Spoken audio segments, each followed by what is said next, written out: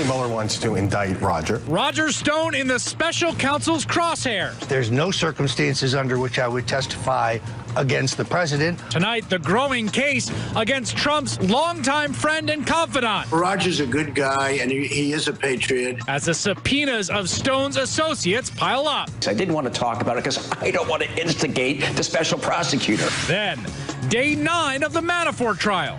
New testimony that reaches all the way to the White House doorstep. And 1 year after Charlottesville. I think there's blame on both sides. The message has gone mainstream. Massive demographic changes have been foisted upon the American people. And All In starts right now. Good evening from New York. I'm Chris Hayes, a former associate of Roger Stone, the longtime advisor and confidant to the President of the United States, was held in contempt of court today for refusing a subpoena from special counsel Robert Mueller. It was at least the third time that this individual, Andrew Miller, who's worked for Stone, failed to show up in court to testify before the grand jury, and he could face jail time as a result. Miller is now the second witness connected to Stone to cut and run from a grand jury appearance. You may remember Sam Nunberg's public meltdown all across cable news after receiving a subpoena way back in March. And he was explicit he did not want to help incriminate his mentor. Here's what I would say, Ari, is Roger Stone is like a surrogate father. He's like my father. You feel loyal to him? And I'm not going to go in there for them to set up a case against Roger. Okay. After all that, Nunberg did end up testifying before the grand jury just a few days later. Today, he told Msnbc he thinks Roger Stone's days are numbered. Well, ultimately, Mueller wants to indict Roger. I think that this indictment, he's going to have a very splashy, sexy charge, conspiracy to defraud, something to do with hacking of the emails.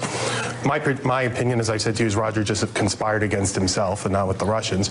And what he's going to do then is put on backload financial issues. Mueller's team has continued to subpoena witnesses linked to Stone. Another one-time employee, Kristen Davis, the former Manhattan Madam, appeared before the grand jury hearing evidence in Mueller's investigation just this afternoon. And there's also Stone associate Randy Credico. He is reportedly scheduled to testify on September 7th. It is no surprise that Roger Stone seems to find himself in the special counsel's crosshairs. Stone himself has confirmed he is the individual explicitly mentioned in Mueller's indictment last month of 12 Russian hackers. Quote, on or about August 15th, 2016, the conspirators, posing as Guccifer 2.0, wrote to a person who was in regular contact with the senior members of the presidential campaign of Donald J. Trump. Stone maintains his communication with the hackers was totally innocuous. But there's other evidence that Stone could have colluded with Russians or their agents, including his own claim in August 2016 of having been in touch with Wikileaks. Next question. With regard to the October surprise, what would be your forecast on that, given what Julian Assange has intimated he's going to do? Well, it could be any number of things. I actually have communicated with Assange. I believe the next tranche of his documents pertain to the Clinton Foundation, but there's no telling what the October surprise may be. The Washington Post has reported that Stone told two associates, including Nunberg, that he talked to Assange in May 2016, weeks before any of the hacks were made at all public, learning from Assange that WikiLeaks had obtained emails that would torment senior Democrats, such as John Podesta. That was 5 months before WikiLeaks actually released Podesta's stolen emails. Now, Andrew Miller, that's the one who didn't show up in court, may have been a no-show today, but his lawyer was at the courthouse, and he told reporters that they plan to appeal Mueller's subpoena, which has already been upheld by a federal judge. In the meantime, Miller could be sent to jail for his refusal to comply. And if that happens, as journalist Marcy Wheeler points out, there's a non-zero chance that Miller, Paul Manafort, and accused Russian spy Maria Butina could all end up in the same jail. For more on what happened today and what it means for Roger Stone, I'm joined by Daniel DiMauro. He's co-director of the fantastic documentary Get Me Roger Stone, and MSNBC legal analyst Benjamin Wittes, editor-in-chief of Lawfare. Ben, I'll start with you. I mean, how often does someone just not show up when they're subpoenaed? Well, it is the way that if you're going to challenge say the appointment of Bob Mueller, which is what Mr. Miller is doing, that is actually how you do it. You move to quash a subpoena, and then you get held in contempt and you appeal the contempt finding. And so that's actually not a wholly improper way to go about challenging Mueller's appointment, which is what Mr. Miller wants to do. The trouble is that there's nothing defective about Mueller's appointment. And so Judge Howell, Chief Judge of the District Court here, wrote a lengthy opinion saying there's no problem with the appointment and that the subpoena is therefore valid. And there's every reason to expect the D.C. Circuit to affirm her on that. And I can't imagine that the Supreme Court would interfere with that. And therefore, this is, at the end of the day, a lot of Sturm und Drang that's going to end up with an order for him to appear before the grand jury. You followed around Roger Stone for years. You know people in this circle. Who is Andrew Miller? What's his role in the Stone operation? Well, sort of like Nunberg and Michael Caputo before him, he was a protege of Roger Stone. He started as a driver and basically learned the dark arts of politics from Roger, ended up working on a lot of campaigns with him, including being the campaign manager for Kristen Davis's 2013 run for comptroller of New York. He also worked for Governor Gary Johnson in his presidential campaign in 2012. So, you know, he's basically been Roger's body man and his right hand for about over 10 years. So close to him, like a very close associate. And also, like Nunberg, considers him a surrogate father. Ben, there's sort of interesting backstory here, which is they've already tried to challenge Mueller once. And you're saying this is, again, this entire strategy appears to be less about how Andrew Miller wants to represent himself and more about sort of crafting a legal strategy to try to go after the Mueller investigation as it is. Yeah, I think that's right. I mean, I think so. There's really two issues here, right? One is using challenges to Mueller's actions as a way of challenging him. And the second is the case that he appears to be building around against Roger Stone. Now, the precise nature of that case, I don't know. Right. But I will tell you this. If all your friends and associates start getting grand jury subpoenas, it's a good sign that prosecutors are interested in you, particularly if they mention you specifically in an indictment as having been in contact with a foreign intelligence operation posing as a Romanian hacker. And so I think, you know, when you have all of these... It's a good rule of thumb. It's a good rule of thumb. Yeah. And you know, I think, you know, there's a... you know, one way or another, they are looking at something very serious about Roger Stone, and that seems to be coming to a head. So they're using this collaterally to attack the investigation itself. You know, Stone has said that he knows that he's going to be, or he thinks he's going to be indicted. He's preparing for it. He's had a bit of a falling out with Nunberg. I mean, having followed him and looked at him for so long, how do you think he's preparing himself for this? Well, he certainly doesn't seem worried, but I think that's kind of within his MO. But, I mean, they're certainly closing in on him. Even with Kristen Davis testifying today to the grand jury, I mean, so shortly after she was interviewed by Mueller, I think, you know, it's a pretty clear indication that they're looking to bring charges against him. And similar to Manafort, it might be completely unrelated to Russian hacking or collusion. And it could be something in his past, and that's what Andrew Miller might know about.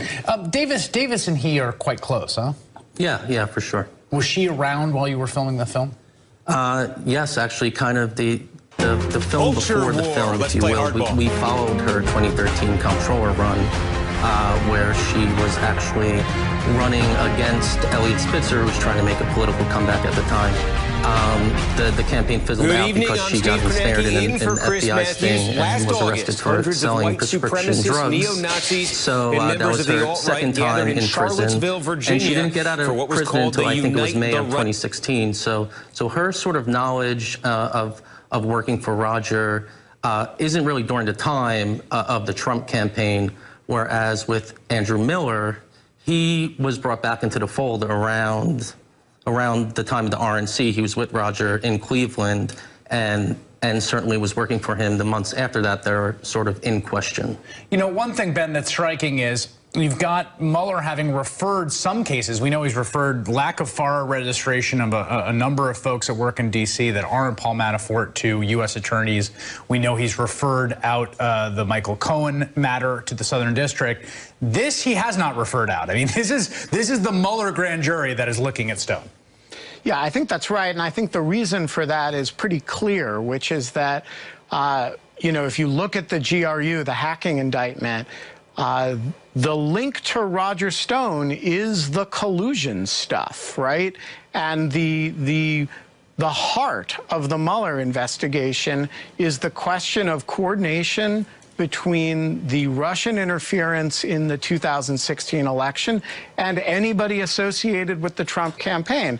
The person who is most clearly identified with that in the document itself is Roger Stone. Right. And so I think this is the most public aspect we have, other than the Trump Tower meeting, of what is really the heart and soul of the Mueller investigation. It's a great point, and I keep coming back to the fact that they mention how often he's in contact with senior campaign officials in the indictment of the Russian officials just a few weeks ago. Dan DeMauro and Ben Wittes, great to have you both. Thanks so much. For more on the possible legal jeopardy facing Roger Stone, I'm joined by Paul Butler and Mimi Rocha, both former federal prosecutors and current MSNBC legal analysts. Mimi, let me start with you. I want to play you Andrew Miller's lawyer. Andrew Miller is being represented by a sort of conservative action organization that clearly is sort of taking him on as kind of a cause in the broader assault on the Mueller investigation. Here's what he had to say. In order to appeal Judge Howell's decision challenging the constitutionality of the special counsel, you have to have a contempt order in order to go to the Court of Appeals. So this is a major precedent-setting case. It raises serious constitutional issues on the appointments clause, whether Mr. Mueller was properly appointed. Now, they already tried once with the district court. They tried to say, they filed saying that he's not improperly appointed. The judge found against them. Now they're trying to escalate. I think twice, actually, because I believe Judge Ellis, it was Manafort raised it with Judge Ellis as well. So different party, but same argument. So there's every reason to think that on appeal, they're going to get the ruling by the judge will be affirmed. But, you know, as Ben said, I mean, this is the way to challenge it if they want to get it up on appeal. And, you know, it's risky in the sense that if they lose that, he's got to then either go to the grand jury or he's going to jail. Right. I mean, they don't have to, but the judge has every right to do that. I had many cases in the district court that I was involved in where usually organized crime cases, it always comes back to that analogy, where, you know, they didn't want to go to the grand jury because that's just against their religion, I guess, and they were put in jail. And you can be put in jail until you agree to testify, or, you know, I think there's a maximum of about 2 years that you're allowed to be in jail. Although, Paul, he could just go to the grand jury and plead the fifth, right? He could, and in fact, in some of his papers, he says, well, I don't really know anything about collusion or obstruction, so I don't know why they want to talk to me. And then at the same time, he says, but if I do get forced to testify, I'm going to take the fifth. So how can you not know and then take the fifth? This is kind of a Hail Mary pass. The D.C. Circuit is very likely to clap back and say, haul yourself into the grand jury and testify. But Chris, on the off chance that this is successful, the whole Mueller investigation is done. It's a wrap, because this isn't only about Roger Miller. This is about whether Mueller has the constitutional authority to do this investigation. That's a great point. The argument they're making is an existential assault on Mueller's authority. It's basically saying it is a violation of the constitutional appointments clause to create this body, that it is a violation of the Constitution.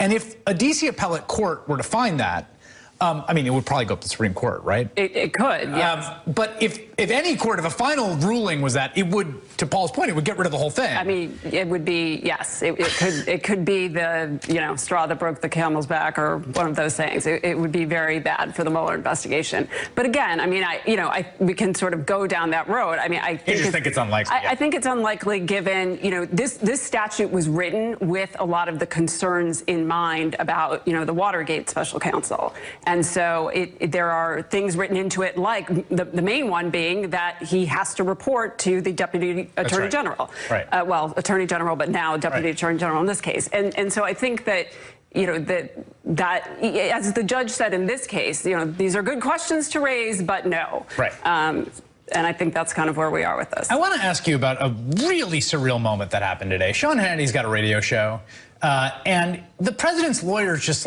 took it over for the day, guest hosts. Yeah. Just drive time with Giuliani and Sekulow, calling up, long time, first time. I got questions for you. Take a listen to some of it. Flynn is the example. No crime. If it had been said, the president says, go easy on him. Which the president says, he didn't say stop it, don't do it. So no crime. However, it didn't take place, according to the president. According to Comey, it did. Now, of course, if it did, it wouldn't have mattered. But then but you're right. If there's two different recollections of a meeting, now do you set a perjury situation? Correct. Have you ever, in your life, seen something like that? No, this is stunning. And I didn't think Giuliani could stun me anymore, because he says a lot of things that are just, ridiculous. But this act of what they did, they took over a radio show to make arguments on behalf of their client. They took calls. They just facts out there. And let me tell you, though, I mean, I think Giuliani has been skirting the line, and in my opinion, has now gone over the line of violating the rules of professional conduct as a lawyer. And I don't know the exact process for who or where that complaint gets filed, but I wouldn't be surprised if somebody did, because if this were a proceeding, if he were a lawyer in a proceeding in a court, he would absolutely not be able to do this. I understand Chris, these guys. Yeah. This is a different situation, but we're pretty close, because there are proceedings in federal court. There's a trial going on now, and there's going to be others, and that's clearly what they're doing. They're trying to poison the well of the American public jury pool.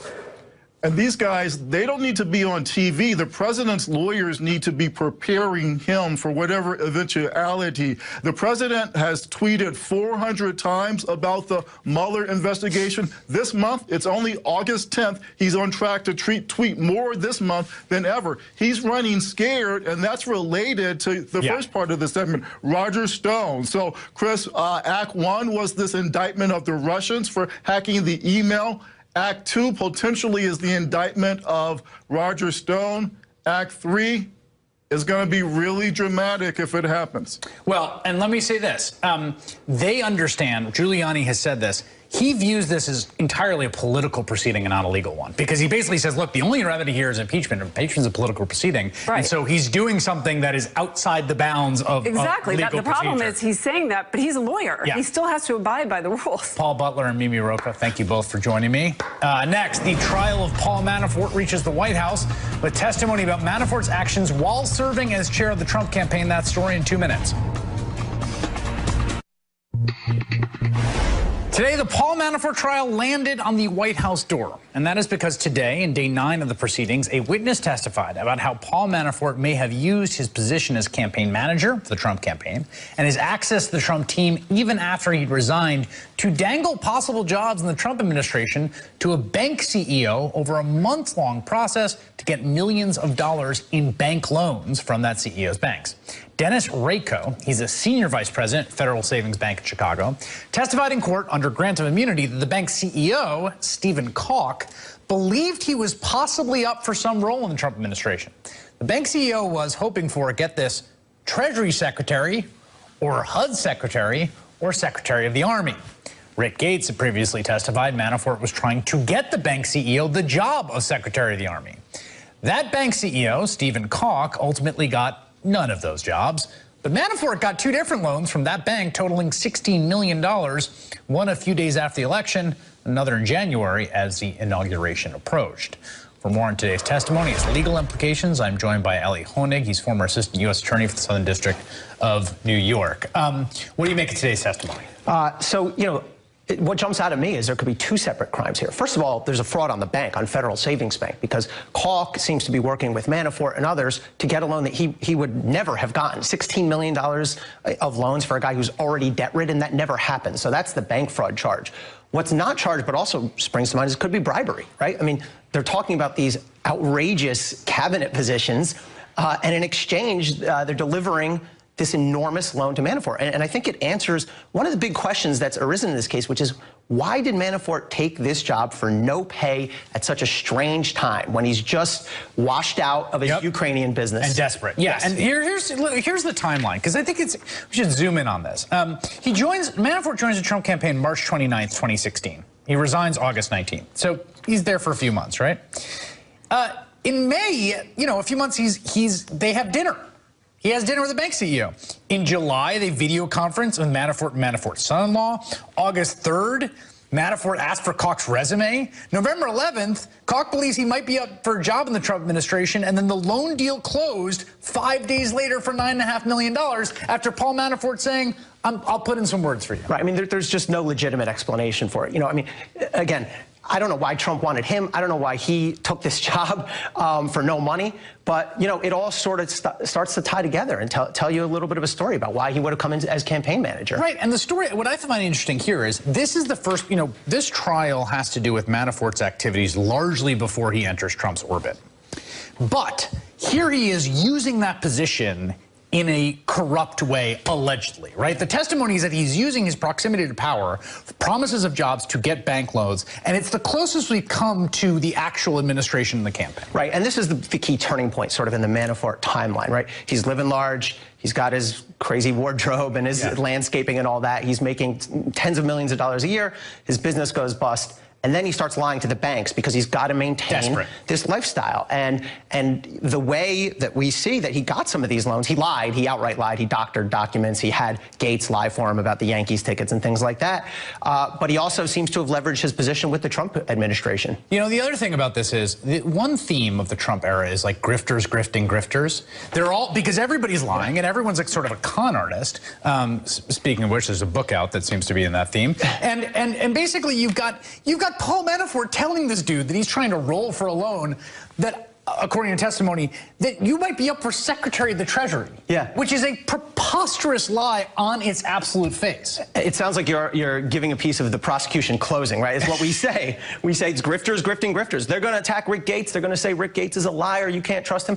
Grifters, grifters, right? You can't flip. You can't get into a closed, secretive criminal organization without some grifter walking you through it. So you're taking a page right out of the Southern District closing playbook. Well, and what I find amazing, too, is that Manafort pulls off the grift. Because at the end of the day, Manafort walks with $16 million, and Kalk doesn't walk with a job. Yeah, and that's also, just the amount of money is such a great piece of evidence for the government, right? Because that's a lot of money. Right, and compare it to Gates. Because the defense is it was all Gates. It was all the number 2 guy. The big boss knew nothing about it. But look at the money. Manafort makes 10 times what Gates makes. So right. It's hard to say it's Gates. Yeah, look for that in the closing, too. All right, Ali Honig, thank you so much for your time. Still to come, Laura Ingraham is afraid of the massive demographic changes happening to her America. Next, I'll talk to one of the women running for Congress who is causing Laura Ingraham's panic. The disappearance of Crystal Rogers, tomorrow at 7, 6 Central. It's been 1 year since white supremacists gathered in Charlottesville, Virginia, carrying tiki torches and chanting, "Jews will not replace us," and "blood and soil," ostensibly to protest the proposed removal of a statue of Confederate General Robert E. Lee. Our own Tremaine Lee traveled throughout what was once the Confederate South this summer, from Virginia to Kentucky to Mississippi to Alabama, meeting some of the people who still honor monuments to the Confederacy. Tremaine, what'd you find? That's right, Chris. A year after Charlottesville, I really wanted to better understand the deep connections to these monuments, right? So I headed down south, grabbed a riding buddy, John Elligo of the New York Times, and we really talked to folks in the communities where these monuments exist to understand the deep familial connections from the slavers, but also the enslaved. We learned a lot along the way. It was really eye-opening. But if we learned anything at all, is that it was never about a monument at all. First, would you mind saying and spelling your first and last name for us? My first name, Gordon, Gordon. My last name, Cotton, Cotton, just like you pick. There we go. So all this fuss over the Confederate statues and the flag and slavery, is it time for us to move forward? No, if we're going to move forward on this, we're going to leave everything else out in our history. Are we going to be selective in what we're going to keep and what we're going to forget? What about this idea, though, that these men were fighting to maintain that system of slavery? That wasn't all they were fighting for. They were fighting because our homes were invaded. The whole thing was based on money. Most things are. Going back to what happened in Charlottesville, someone was killed, someone was shot at, someone else was beaten up. Does it surprise you when you see that people are that virulent about their support and defense of Robert E. Lee and the rest? Well, they're not the ones that started it. Defending it, yes, I can understand that, but they're not the ones that started it. Had the people not wanted to tear down a beautiful monument, it wouldn't have happened. Perhaps they should be moved to somewhere where they can be respected, not in a place of, public display where it's doing nothing but sending a certain kind of message. I totally disagree with you. If it happened right here, we commemorate it here. What do you think of Jefferson Davis? He is my personal hero. I think he's one of the great men in American history. What about, he was obviously someone who supported the expansion of slavery. Should that diminish or tarnish his legacy at all? No, because he wasn't the only one. I think growing up in this community, 7 miles from Briarfield, going to a school named Jefferson Davis, they can destroy what they can, but they'll never destroy the legend of the man. The full mini-documentary Stone Ghosts, A Journey Through the Confederate South from Charlottesville to Selma is online right now at NBCnews.com/StoneGhost. Tremaine Lee, why don't you stay with us? We'll have much more on the state of the union. I think there's blame on both sides. You look at both sides. I think there's blame on both sides, and I have no doubt about it, and you don't have any doubt about it either. Charlottesville, Virginia is preparing for the 1-year anniversary of the violent white supremacist rallies that left 1 person dead and many more injured. A year later, what has changed and what hasn't? Here with me at the table, our own Tremaine Lee and Christian Picciolini, a former white supremacist now working to separate people from that movement.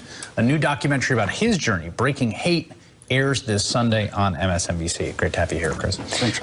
I guess my question for you, Chris, is someone who was in a white supremacist group and movement. Is whether Charlottesville was a kind of victory for that movement or a defeat?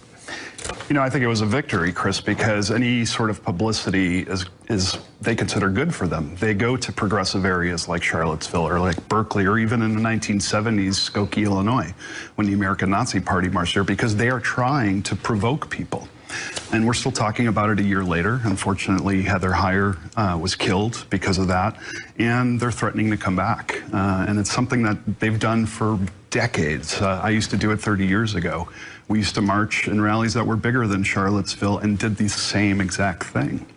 You know, one of the things that comes through in your reporting is just how there's just not that much. Like, it's not an accident that those folks who were out in the streets in Charlottesville, the Tiki Torches, were there for Robert E. Lee. There's a continuity between the ideology that says this is someone we should memorialize, and in some ways they're being the most honest about what that means. There's like this idealized version of history, even though it's so much, it's ahistorical, and there's a lot of romance and myth. And you get the sense that when kids are growing up in these communities, to their old men like Mr. Cotton, 82 years old, they're surrounded by statues. It's hard to go anywhere in the South without crossing the Jefferson Davis Highway. Their schools are named after Robert E. Lee. It continues to fuel itself in this idea of the lost cause. We're still seeing that play out. The idea that you're fighting for virtue and some sort of purity, whether it's in your Christianity, whether it's keeping the country as white as possible, and you kind of want to push the brown people back over the border or keeping them from flying in. You can't separate the roots of the tree from the leaves.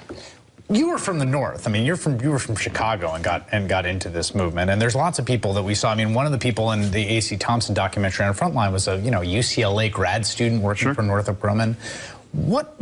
How do people get pulled into this movement? How do white people get pulled into this movement? Well, I think the important thing to understand is it's usually not about ideology. The pre-radicalization starts much, much earlier than that, and it's about a search for identity, community, and purpose. And if we hit what I call potholes in our journey of life, sometimes it detours us, but there's always a very savvy recruiter who is waiting for vulnerable people. That's their MO, is they go to find vulnerable people. Back in my day, we would stand outside of a punk rock concert to do that. Today, the internet has become that punk rock concert because there are so many disillusioned young people online who just live there. They can have whatever persona that they want, and then they go down a rabbit hole and get sucked in. Does it help recruiting to have a president of the United States who says, you know, there were blame on both sides, right.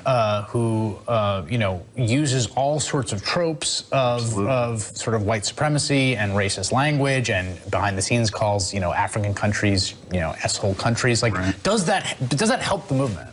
Absolutely. I mean, it's their language. So 30 years ago, we recognized that the language we were using was putting off the average American white racist. So we decided that we were going to massage the language, change the look, go from boots to suits, which David Duke did in the early 90s when he won a seat for the House of Representatives in Louisiana after taking off the Klan hood. But that's the MO, is they really are just trying to massage this and normalize it. And unfortunately, it worked. And the president is absolutely enabling that. You know, one of the things, you know, Heather Heyer's mother and family living with the aftermath of white supremacist terror and violence, and that is a legacy, that is the other part of the legacy of the South that you memorialize in your reporting. I want to play this little bit from the documentary in which you talk to a woman named Josephine Bowling McCall about her father who was lynched. Take a listen. When you think about what you missed in life from not having him, my mom went from prosperity to poverty almost overnight. Sometimes I've wondered what my life could have been had he lived.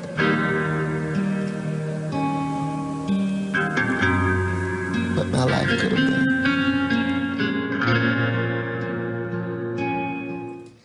Thinking about the sort of mourning and trauma of those folks down through the years, and in Charlottesville right now as they prepare to sort of commemorate this 1 year. The symbolism is not benign at all. You see the Confederate battle flag, you see these statues around every corner, but they are sending a clear message to black folks is you're still walking in the shadow of white supremacy. And to those misguided, those that are lost, who are seeking some identity and find their identity in their whiteness, it's actionable. Right? Because ultimately, at the end of the day, it ends up being about racial terror. Certainly, there's a journey among those white folks who are going through that. But on the other side of it, so often, we go to the Lynching Memorial in Montgomery, Alabama, and you see 4,000 names. And that's just the names of the lynch that have been documented. Right. But the many more who've been dumped in shallow graves and rivers, it was always about violence and putting people in their place. There's a debate right now, there's a question about how to deal with what seems to be a rise in white supremacist, white nationalist rhetoric. It's being channeled, you know, in sort of less and less disguised fashions, closer and closer to the mainstream of American life. And there's a question about persuasion and arguing. Like, can you argue with this ideology, or must you sort of defeat it? How do you think about it? Well, you know, I think that's a question that's on everybody's mind right now. You know, I think that we can have these conversations without enabling the ideology, without endorsing it when we do that. The work that I do is based on empathy. So I sit across from white supremacists almost every day, or I talk to them, because my goal is to try and kind of enlighten them, not through a debate and ideology, but through humanization. So I try to destroy the demonization that's happened in their head by introducing them to the people that they think that they hate. And that is really a very powerful thing. Does that work? Absolutely, it works. It's worked over 200 times. I've worked with over 200 people to help them disengage from hate groups. And I can tell you, almost by the one, every single one of them will tell you that it's the compassion that they received from the people that they didn't even know, that they thought that they hated, that transformed them, that changed their mind. Tremaine Lee and Christian Picciolini, it's great to have you both there. The documentary about Chris's work, Breaking Hate, airs this Sunday at 9 p.m. Eastern on Msnbc. You should definitely check it out. Thank you both a lot for being here.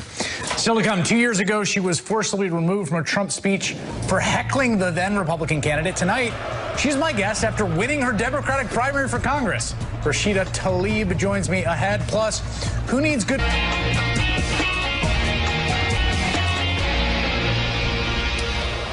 Thing one tonight, Donald Trump, of course, has no shame when it comes to boasting about his success or his popularity, even when it's a full-blown lie.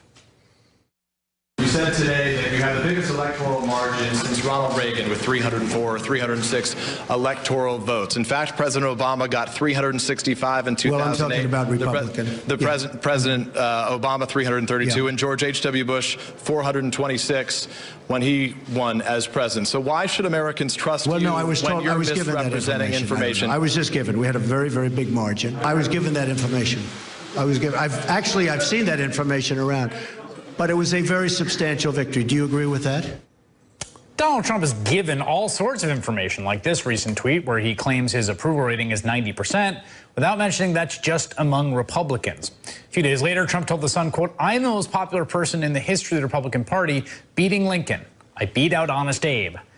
Actually, Presidents Bush, Reagan, Nixon, Eisenhower were all at least as popular with Republican Party members at one point or another. And get this, there was no Gallup polling during the Civil War.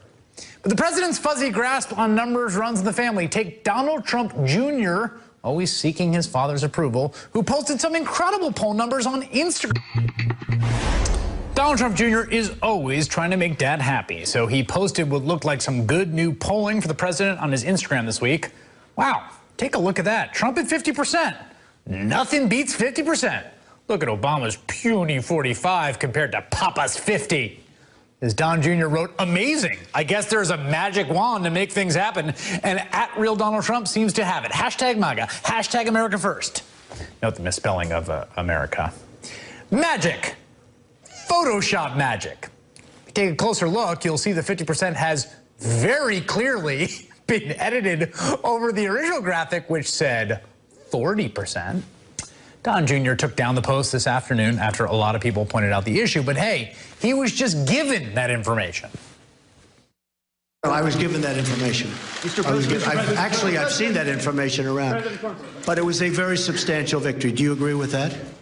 You're the president. Okay, thank you. That's a good answer. When you run from national, it does seem like the America that we know and love doesn't exist anymore. Massive demographic changes have been foisted upon the American people. And they're changes that none of us ever voted for and most of us don't like. That rant 2 nights ago from Trump TV host Laura Ingraham earned the endorsement of none other than former KKK Grand Wizard David Duke, who tweeted the sentiment, "One of the most important truthful monologues in the history of the mainstream media." Also generated headlines like this: "The white nationalists are winning." The Atlantic's Adam Serwer arguing that Ingraham and other right-wing talkers are, quote, echoing the white nationalist claim that America is at risk because the nation is growing more diverse. An argument that treats the mere presence of non-white people, citizen or non-citizen, as an existential threat to the country. It is true the nation is growing more diverse, but here's the thing. A big part of the country sees that not as an existential threat, but as a real benefit, cause for celebration.